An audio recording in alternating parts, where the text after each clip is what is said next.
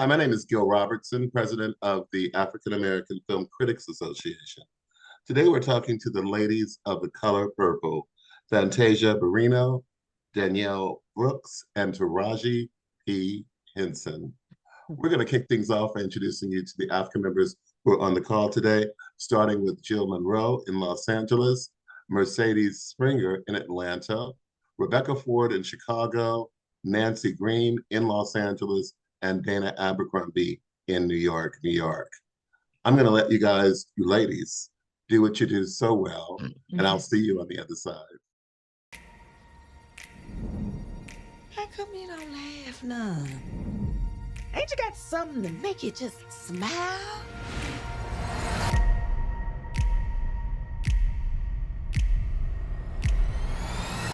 My sister, and I ain't seen her in years.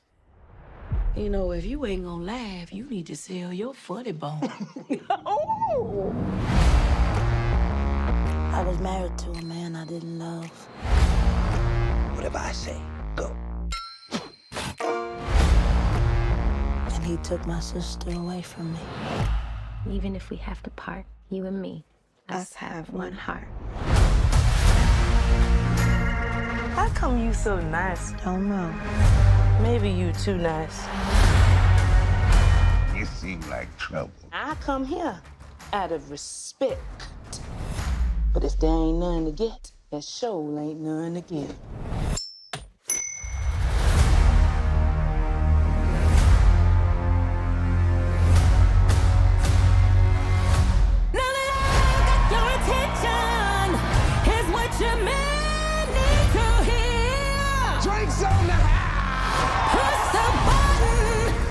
There's gonna be some changes made. Give me something. You got to stand up. I know my sister's somewhere in the world. Someday we're gonna meet again. Keep your head held high, just like Mom taught us. It's time I be free from you and then turn to creation. I'd die before I let that happen. Good. That's just the going away present I've been needing. Oh!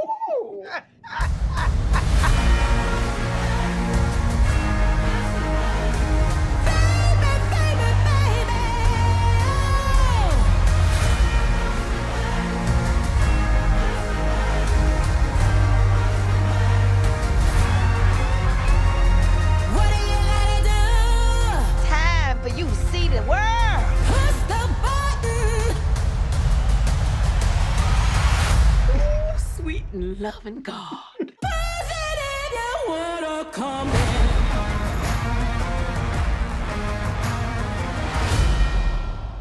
Hello, ladies. Great to talk to you today. I'm Jill Monroe with RSVP from Jill Monroe.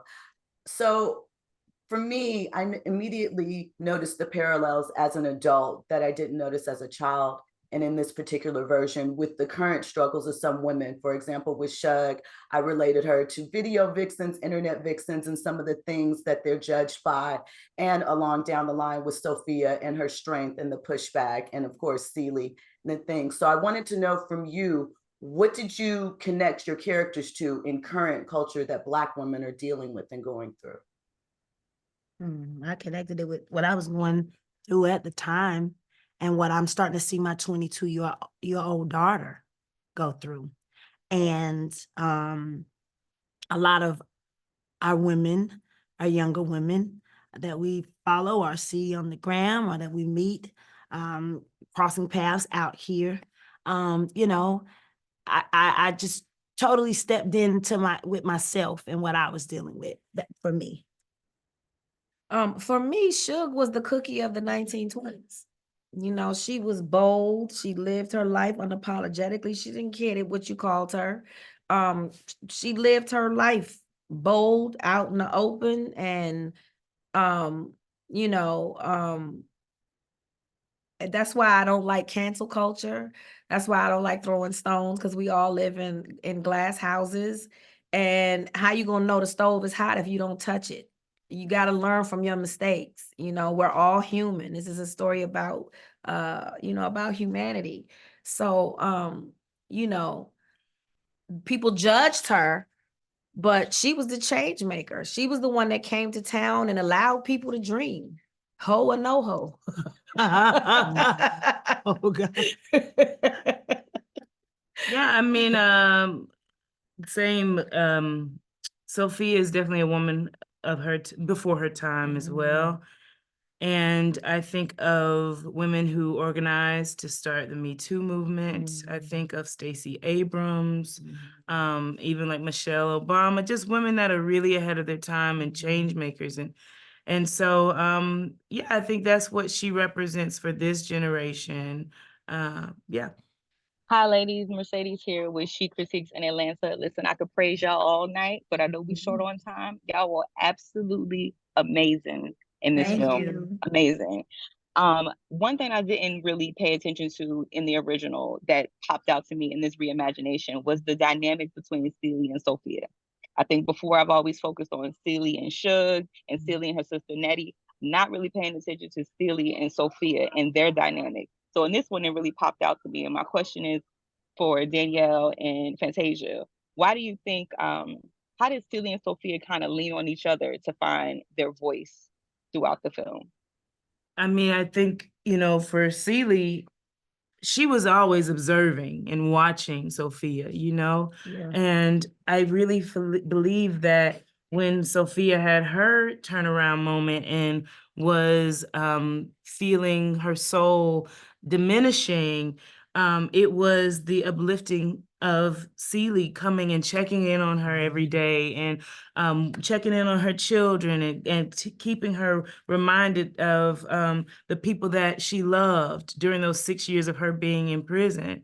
And so I think that they both helped each other come into their rebirth and become the women that they are by loving each other into that through showing each other their own power. Yeah. I couldn't have been what I was for Sophia in that prison scene without Sophia showing me how to be so. That's right. And it's so interesting. Sorry. No, go ahead. No, it's I so like this. interesting how Blitz purposefully had, of course, Sophia saying hell no, but put in there Celie singing hell no too when after she comes and leaves Sophia in the jail, because that's the first moment, glimpse of Celie really coming into her power. You know that, yes. So dope. When Celie walks outside of the prison, you know, she comes out like this. But when she starts to sing Girl Child Ain't Safe, it's her saying, I'm gonna stand up for Sophia now. That thing that Sophia showed me when she comes behind that sheet and pulls in and say, I know you didn't tell her to beat me. That strength. And I tell her, I didn't mean it, but I'm jealous of you.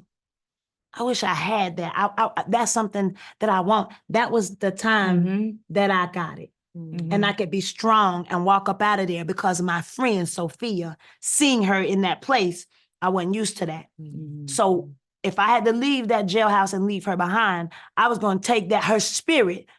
She was broken, but I was going to continue her spirit. Go ahead. I also want to add, I really think that Celie helped Sophia while she was in prison, because Sophia didn't know how to be submissive. She didn't know how to protect herself in a quiet way. And I think that's the only reason she made it out of prison was because she was probably taking on some of your behaviors while being in prison. Wow. That flop. Yeah. Wow. Thanks. Yes, that's good. Thank you. Hi, I'm Rebecca Ford. I'm an entertainment writer in Chicago. And my question, we touched a little bit on it here. And before you all came on, we were talking about the premiere. And this group is really like the who's who of Black Hollywood now. So there's one generation, from the original movie, and the next generation with the Broadway show. And that now it's you all. And so I think it's probably an opportunity for many of you to work with people that you've seen their work but haven't met before and that kind of thing. So I would like for you to talk a little bit about the on-set chemistry and how you all supported each other or not, or who you got to know and hadn't worked with before, or who you were already friends with. So what was going on among the actors on set? It was really easy. I mean, Blitz was the mastermind behind putting these energies together. I just remember talking to him and I was asking him, who did you cast for Celie? Who, when he was telling me I was the Suge. And every name that he mentioned, I was like, oh my God, I can't wait to meet them. I had met Danielle before. Corey is my baby from DC. My grandfather was a huge fan. I lost him over 20 years ago, but my grandfather's a huge fan of Fantasia's. I just knew that it just felt right. Before I even got on set, I was like, this is going to be amazing. And then when I got on set and all these energies somehow just came together and we had a lot of fun. It's real for us. That's why you can feel it. Well, and what about the rest of you? Same. I was very, very nervous because I was working with all the people that I had been watching. Music is my world. So to sit down and watch Taraji and everything that she has done, and Benjamin Button was one of my favorites because I got to see you be so gentle, and I'm like, yo, it ain't nothing she can't do. I watched Danielle in everything, but Mahalia Jackson was on repeat. I watched Corey in NWA. I think I went to see it about 20 times at the theater. I watched everybody and I was a fan. I was walking in a fan. And I was very nervous. I'm thinking, I don't know how this gonna go. What if they don't like me? And when we all got into that one room, we're a family. We fuss, we fight, but we won't let nobody else fight us. That's right. And that's, that's what That's true. that's we true. Well, Danielle. Oh man, this cast is dope. And let's not forget about people like Deion Cole. Yes. And Tamla Mann. Yes. Joe Daddy. Yes. David Allen Greer. David Allen Greer. Yeah. It was always a day time. of who's gonna be on set today that you get to spend time with John Batiste, who I went to school with. It was just a great time to just celebrate everyone's talent with such a great story. I think we were all in awe of each other, to be quite honest. Well, I can imagine. Well, thank you. Thank you so much. Thank Thank you. Hi, I'm Nancy Green with Film Critique. Hi, Nancy. Hi. And one of the things that stood out to me about this movie was the respect for the particular dialect. I really liked, there was a point where Fantasia was singing, Celie was singing and the song, and she accents children. And and I noticed that throughout, that it was done in such a respectful way, and that made me think about how the power of words are in this movie, how important it is to use your voice and the power that words have, what you call yourself even. And I wanted to know if you could talk a bit more about that and how important that was for the women in the movie. Yes, our Tangela Lord. Yes. our vocal Wow. dialect A coach. shout out to her because she, I'm from the South. She's from the South. She got roots in the South. So it wasn't, a lot of things that were said, I would hear the older people who came before me talk. You put everybody from the South in one house, you're going to hear some things. And so, but she kind of came in and helped us all kind of come back to our roots because we all have been to several different places, lived in different places, and, spending time in New York, time in Atlanta, all over the world we all have been. So I want to thank her for that because she would always catch us sometimes if we were not staying true to that. Because that's something that we really did want to do for our ancestors. Yeah, I think she's right. I don't really have much to add to that. Yeah. Well, I mean, for me, when you're representing people, it's imperative that you get it right, because someone out there sees themselves in these characters. And I think we all showed up understanding the weight of this assignment. And we know that this story is bigger than us. We showed up humble, and we wanted to do the work. We did the work. And, the synergy and the energy and the camaraderie that you feel on that screen. And that's because it's very real for us. We held each other's hands, we lifted each other up. I mean, this is difficult subject matter that we're dealing with. We opening up old wounds we thought we healed. You know, that stuff ain't easy, you know. So, I'm grateful that it was this group of actors. I'm grateful that I'm a part of this. And now I have some new sisters in my circle that I'm gonna have for the rest of my life, because y'all ain't getting rid of me. So we might care. No, you not. Okay, I'm sorry. Nice, nice. Thank you. And I think it really came through the way that all of the women learned to further stand up for themselves in every situation, and how important it was to not put down any aspect of themselves. So I really love that. Thank you. Aren't you happy that You Show Is Ugly wasn't in there? Yeah. Was refreshing, wasn't it? And Yeah. then how she says that then, I'm beautiful instead. She changes it, and that was that was really powerful. Yeah. Thank you. Thank you. Thank you. Hello, Dana Abercrombie, the Coalition. Absolutely fantastic job for all three of you. My question is directed at Taraji and Fantasia. There's a very beautiful moment that after Push the Button, Mr. was waiting with his arms wide open, and instead Suge runs directly to Celie. And there's that moment where they kind of see each other. Can you talk about the mindset of both those characters and what they give each other in that moment? You know what you gifted me in that moment? What Suge gifted me in that moment? If you go back to all of the things that were said about Celie when she was younger, Celie, how she was overlooked, even when Mr. comes to get Nettie, instead he takes Celie and he gets on the horse and makes her walk. All the stuff that she had went, it was like that moment for me where I felt like a celebrity. The celebrity was in the house. Everybody had came to see Suge Avey. All her fans were there. And as soon as she gets off stage from being fabulous and great, the first person she wants to see is the person that felt like she was never seen. That was like the moment where Celie feels like a celebrity. Celie, Suge saw her in their moment of when Celie took care of Suge, because she showed up drunk or ill, and the man that she comes to see doesn't even take care of her.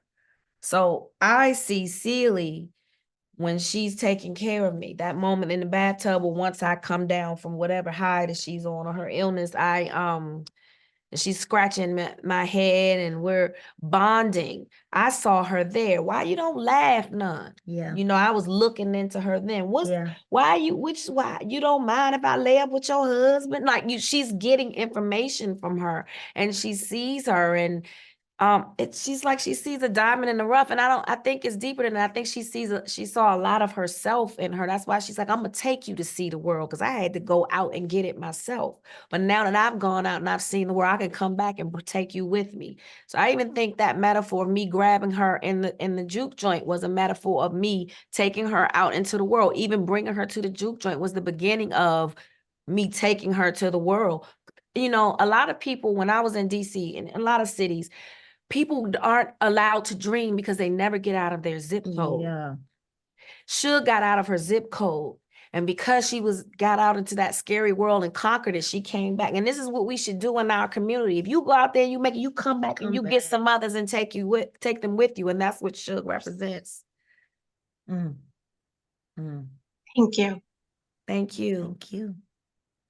Ladies, again, thank you for bringing these characters back to life in a different way that is going to be just so much more memorable. And I know younger generations that will be introduced to these characters will appreciate the story and the lessons that are learned through it. So again, on behalf of the world's largest group of Black film and TV critics, thank you for your time today. And thank you for participating in this AAFCA Roundtable. Have a great Thank day. you so much, Gil. Take care. Bye, y'all.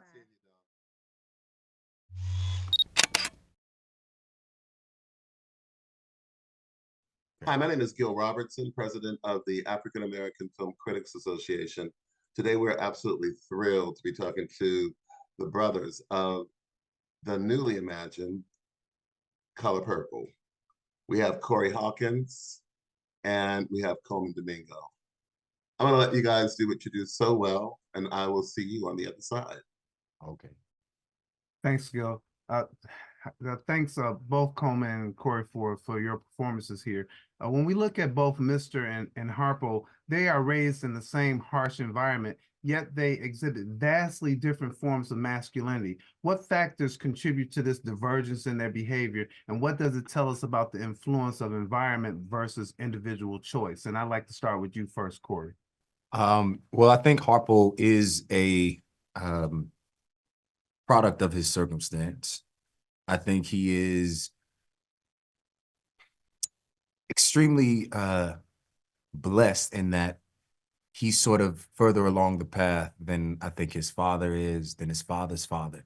And the beautiful part about The Color Purple is that Alice Walker gave us this beautiful poem to sort of start to not only talk about sisterhood, but talk about manhood and what that means and all its colors and forms and what masculinity means or meant back then. Harpo, for example, I think he's grew up sort of looking for that love from his father, wanting that love from his father. And not really knowing how to express that. He didn't have the language to express it. And quite frankly, I think a lot of us today still don't have the language to express it. But Harpo chose to ask the questions. And I think also Harpo saw what his father might have wanted to be. Could he have found his song, right? Could he have found his voice?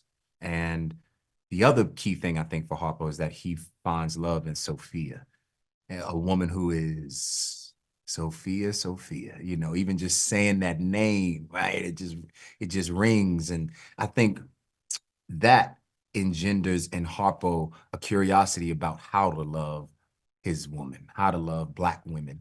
And he leans into it. And I love that he leans into it. And he challenges the norms. He challenges his father, and he makes mistakes as well along the path. But ultimately, they find each other in the end. And that is what love is in all its messiness and all its forms. Finding that language. You might not know it, but you're on the journey to find it. And also finding that love and redemption for his father and forgiving his father for not having that language. I think that it all stems from, these are, I would say, three different kind of men.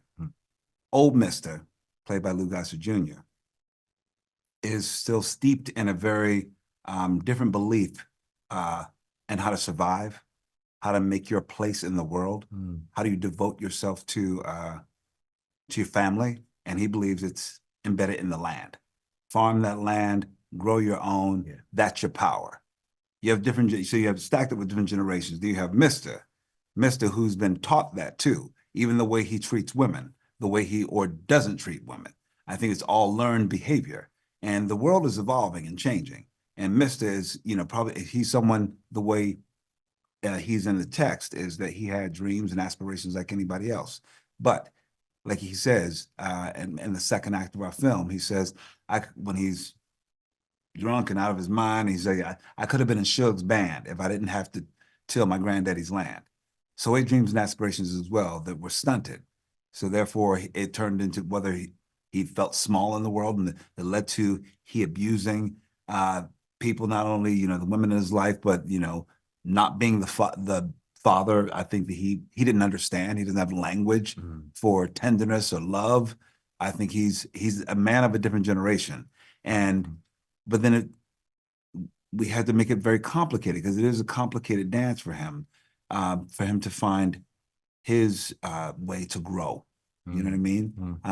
There are seeds planted in him very late, Yeah, you know what I mean? And I think they're planted by those that are part of, are evolving. You know what I mean? Are evolving way past him. And so it's a lot of unpacking a lot of generational trauma that's going on. And I think that, Mr. doesn't even realize that he needs to unpack it until everything implodes. Hey, Anthony White from New York City. Thank you both so much. The Color Purple. You are both portraying such iconic characters from this beloved story with Mr. and Harpo, right? And now you're rubbing elbows with Steven Spielberg and Oprah Winfrey. So I'm curious, how has this movie changed you as an artist, as an actor, as a performer, as a person, if it's changed you at all? I think I'm still in process to see how it's changing, because I think we did the work and work that we think is meaningful. And yes, we're working with people who are the best in the business. And the film is about being in service to our humanity in many ways, and about our families, and bringing us together and finding some hope and inspiration, and re-examining what love is. So I think I'm still in process. Now that the film is starting to get out there in the world, I'm seeing how it's landing on people, because I think, Oprah Winfrey wanted to use this film as a device of healing. How can we heal from trauma? She said Color Purple has changed her life. That's the reason why her intention, Scott Sanders, Quincy Jones, Steven Spielberg, their whole intention was to populate this with a fantastic director and great actors and craftsmen in every department, and choreographers, because it's so meaningful. It means the world to all of them that a film like this exists for people, for humanity. So it's like, I don't know, it feels fantastic. I'm in the middle of it, so I don't really know, but I know it feels real good. Yeah. It's touching the people it needs to touch and affecting the people it needs to affect. And I also think, to speak from the other side of it, is that, like, I'm learning from watching, and I'm learning how to just what it's taught me is how to be a better artist, right? Because I'm watching artists like Coleman not only advocate for his characters, but also advocate for us as actors, which I think is really important, as Black actors in Hollywood, within the studio system, watching Blitz fight for us and our choices and our nuance and our colors and our ups and all of that stuff. It matters. And thank you for showing me how to be a leading man. Thank you for showing, for setting that, example, because we just don't have that. I mean, we don't, like, an opportunity where you're on a set full of Black excellence. And I just think it needs to happen more. I think we need more examples of it, and we have to lean into it when it's successful. And but that's on us as well. And again, we have to be the example. We have to set the example, and that's how it's also changed me, in addition to what he's saying. In other ways, I'm still healing and figuring it out too, This is Samuel Leggett with JVS Media Productions. Both of you guys were standouts. I loved your interpretation of these amazing, iconic characters, but I know it had to be also intimidating, like taking somebody as iconic as Danny Glover, and the shoes that he filled for Mr. was terrifying. But one of the things I love about this film is that you guys were able to unpack them in layers that we never seen before. If people hadn't seen the play, if people hadn't read the book, they're seeing different layers of what generational issues and circumstance and resolution looks like, I think, through these roles in this specific version of these characters. I wanted you guys kind of talk towards that, in the sense that you already kind of brought it up, like the different generations and what they mean. But I think for you guys, for this current generation, like for me, I learned a lot from my grandfather. I learned like certain elements of like, okay, this is how you treat somebody. This is how you say yes, sir, no, sir. But for this generation watching this movie, I think looking at Mr. now from this interpretation of it, for you, Coleman, what did it mean for you specifically? Or even for you, Corey, when it comes to Hoppo, like him learning from Celie and learning from the mistakes of his father, what that actually means to treat a woman the right way. What do you guys feel like, from the reading on the pages and performing it, what do you think it's going to mean for this generation right now? Well, I'd like to speak to that to kick it off. I think that it was important to divorce myself from any version of this. any version that I've seen before. And I've seen the Color Purple film at least 100 times in my life. It's one of my favorite films. And then, you know, I've seen the Broadway musical as well. I'm fully affected by it. And then when you get an offer like this to step into these, I would say the shoes of Mr., you know, but it's part of a legacy of men who've played Mr. I had to go back to the source material and find out and use my imagination and see how Mr. lives in me. The questions I have about Mr., things that may not have been attacked before, because it's just the way I see him, you know, or the way I'd like to see him. And to make him, I don't know, human and complex, I think, and funny and sexy and a dreamer. There was an opportunity to create this other person. A lot of it was on the page with Marcus Gardley's script as well. But it's like key little things in there. You know, the moment they handed me a banjo, they're like, oh, he plays the banjo in this. I'm like, oh, and he's constantly working on his song. He's working on a song, but he doesn't have a song. What does that do to a person? So I wanted to really find all these layers of a person that makes them so complex that it challenges an audience when there's a turn for the character. And someone who's been such a villain the entire time, then they have these vulnerable human moments, and then suddenly you may feel for him. That's a challenge. And I feel like for me, maybe that's part of Coleman, where I'm like, I want to know, how can I feel for someone who does terrible things or who has done terrible things, and see them anew if there is some accountability and there's some healing. That means we both get to heal. Maybe that's my ultimate question as I'm talking about it now. Maybe that's something I'm curious about. I think we're all curious as artists in some way, but it must connect to you as a person, you know, like, so there's a little bit of the questions that I have about not only humanity, about manhood, toxic masculinity, about father-son relationships, about relationships with women, that I'm trying to explore.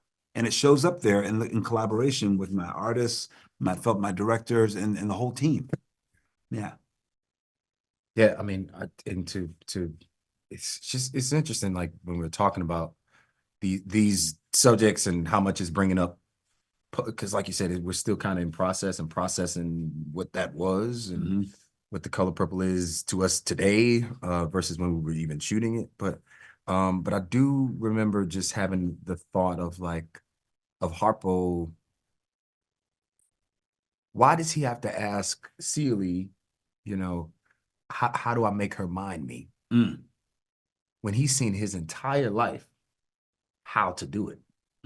Like he's seen it, but he asks her how to make another woman mind. And that in and of itself is radical to me, because I was Curiosity, right? Yeah, because I was like, oh, here's a young man who has witnessed it, but there is something inside of him that makes him go, how do I make her mind me?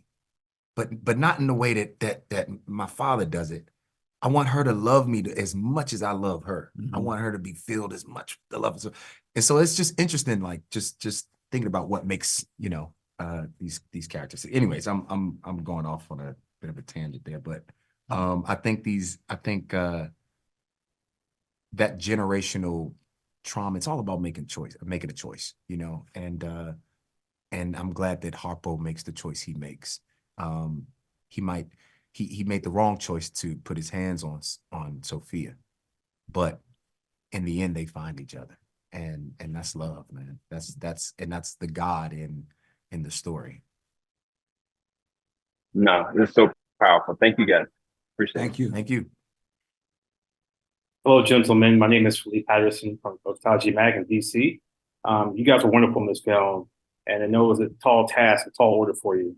My question for you is, in preparing for your roles, did you draw any inspiration from real life experiences or some type of specific discussions about masculinity in today's context? And what were they? I think we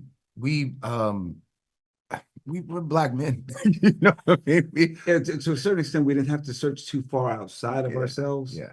Because it's just some lived experiences, whether we can even acknowledge it or not. That's So right. there's something that lives in us, and questions we have about how men operate in this world and in that world. And then, you know, I think we're probably even having conversations with our own fathers and grandfathers and looking like, and I mean, I know I was talking last night and made sense to talk about things that I didn't even realize about my stepfather and how different we were and how he would wrestle with my younger brother, but not with me, because I was a bit more of a sensitive kid. And looking, and I wasn't like him. And then what is the dissonance there? And then where's the growth? And where do we start to see each other as Black men in the world? And that we can be all these things and not, just be tropes of masculinity in some way, That's right, man. It's like there's colors to all of that. There's layers and nuance to who we are as men. And so why not acknowledge that on film, and because representation matters. And it's not just, oh, I gotta see, just Black men on film, but all of the colors of Black men on film is important. And I remember that conversation. It made me think of my father, and he got to, my father doesn't go to, premieres and things like that, but he got to be at this premiere with me, and we got to watch it together, and watching him in a way that I've never seen him respond to. He doesn't watch movies like that. He's not that guy, but watching his evolution. Yeah, watching that and literally watching that in that moment in real time, him experience the color purple. I was like, wow, man, it kind of opened up some stuff in me. And it also pushed our relationship a little bit further. So yeah, man, I think it speaks to all of us in the ways it needs to, when it needs to, and how it needs to. Yeah. Thank you once again, guys. You were phenomenal. Thank you. Coleman, Corey, you guys did the thing. You did it great. We love this film, and we're looking forward to seeing it over and over and over again, much as the same as we've done with the original. So on behalf of the world's largest group of Black film and TV critics, thank you for your time today, and thank you for watching this edition of AAFCA Roundtables. Have a great day. Thank you. Thank you. And you guys, thank you. Hi, my name is Gil Robertson, president of the African American Film Critics Association. Today, we are thrilled to be talking to Blitz Wazalule, the creator of an amazing reimagining of The Color Purple that we can't wait for you all to see. We're going to kick things off by introducing you to our AAFCA members on the call today, starting with Dana Abercrombie in New York, Kim Singleton in New York, Ray Cornelius in Atlanta, Ruben Rigald in South Florida, and Brandon Collins in New York as well. And also I see Anthony White has joined us from New York. I'm gonna let you guys do what you do so well, and I'll see you on the other side. Dana Abercrombie, the Coalition. I loved absolutely what you did with this, but I was really interested in the filming of the musical numbers. The musicals are used as a tool to kind of further explain the internal dialogues of what's going on with the characters. And with that said, I'm fascinated by choosing the locations in terms of when one remains in its natural setting as opposed to when you go into that fantasy realm. So can you talk about breaking down which one was best for which song? Well, The Color Purple, as we all know, is, a sacred space of healing, thanks to the great Alice Walker, who bequeathed us this incredible poem. And out of that poem came Steven Spielberg's film. Out of that film came this incredible musical adaptation. And so my job was to kind of figure out all three elements and all these three iterations, and then figure out a fourth dimension. That fourth dimension represented Celie's headspace. And Celie's headspace became a place in which she could actively work her way out of her trauma and abuse in a way that we hadn't seen in any of the iterations yet. It allowed her to figure out her path towards liberation. It helped her figure out how to love, who to love, how to forgive. These were really massive elements to add to the character's dimensions. So out of that also came the responsibility of, okay, now that we have this internal headspace, how do we figure out how music works? Now, we knew that certainly some of the songs just were naturally going to live in the real world because they were, naturally diegetic. For instance, mysterious ways, which is a call to church. I mean, that's going to happen in reality. Push the button, which is Suge Avery's major anthem, is going to live in reality because they function in the real world. But then there were other songs like Dear God, Suge, which, you know, happens on this giant gramophone, which felt like an inner monologue for the character. It didn't feel like something that, and certainly Celie was so shy and Celie was so bashful at the time, it didn't seem natural that she'll in fact sing a duet at that point in her life with Suge. So anything that felt like the character was trying to work herself up to do a certain thing, we would kind of go into her to explain. The same is true for What About Love? You know, we know her feelings for Suge are growing, but Celie's not just gonna tell Suge how she feels. So What About Love was an opportunity for us to go into her headspace and do that. So those were things that I feel like it was a way in which we could kind of separate what was real and what was fantastical. Thank you. Wonderful job. Thank you. Hi, my name is Ruben Peralta from Cocalecas.net. I'm really curious, how was the processing of you getting to direct this film? Because I read that it was a whole pitching through Zoom with Steven Spielberg, with Oprah, and a group of other people. How was the processing, creating that pitching? And like, because you started with a black canvas, like you say that you wanted to mix three things: the book, the experience with Steven Spielberg, and the musical. And how do you create all these to present in a pitching? Yes, well, you know, I'm born and raised in Ghana, and you know, growing up, there was no access to, you know, cinema. I didn't, you know, there were no cameras. I loved music, but there was no recording equipment for me to make music. So what I've always had is a pen and a pad. You know, I've always drawn, you know, and that was my whole way into imagining my way out of Accra, was I sketched my way out of it. And any idea that I've had ever, I draw it first. It doesn't matter the medium. I always draw it first. So when I got this opportunity for The Color Purple, that's exactly what I did. I knew that I was going to be pitching some very radical ideas.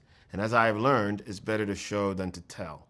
So my job was to sit down and sketch out all of these moments that I felt were going to be radically different, and we're going to be truly contributing to the canon that is The Color Purple. So my job was to sit down and figure out, like the giant gramophone, I had to sketch that. 30, 40-piece orchestra. I had to sketch that because those things are not within the canon of The Color Purple already. So I had to show that before I could get the okay. And I think that that was very helpful because once I was able to pitch that, Steven Spielberg, Oprah Winfrey, Scott Sanders, Quincy Jones all said, well, that's the man for the job. So I'm very lucky. I think we are also lucky that you got the job. Thank you so much. Hi, Blood's Kim Singleton, Consider It Blacklit. One of the many things I like about this film is that the characters, you just showed so many additional layers to them. They weren't flat.